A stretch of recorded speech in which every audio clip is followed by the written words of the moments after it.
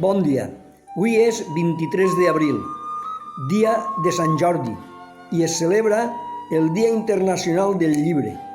Per això mateix he decidit llegir un passatge del llibre valencià per excel·lència de Joan Martorell, Tirant lo Blanc. Part primera, Tirant a Anglaterra. Comença primera part del llibre de Tirant, la qual tracta de certs virtuosos actes que feu lo comte Guillem de Boronch en les seues aventures darrers dies. En tan alt grau excel·leix lo militar estament que deuria ser molt reverit si los cavallers observaven aquell segons la fi perquè font instituït e ordenat. E per tant, com a la divina providència ha ordenat i li plau que les 7 planes donen influència en lo món i tenen domini sobre la humana natura, donant-los diverses inclinacions de pecar i viciosament viure.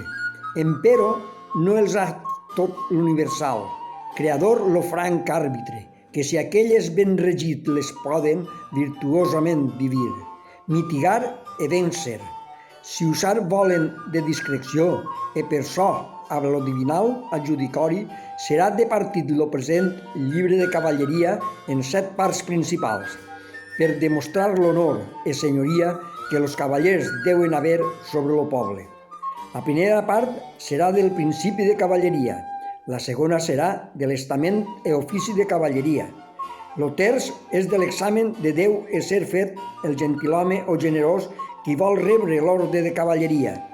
Lo quart és de la forma com deu ser fet cavaller.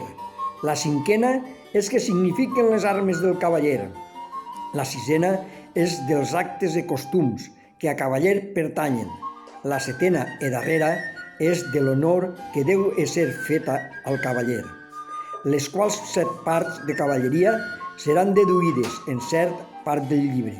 Ara, en lo principi, se tractarà de certs virtuosos actes de cavalleria que feu l'egregi estrenut cavaller, pare de cavalleria, lo comte Guillem de Boronch, en els seus benaventurats darrers dies.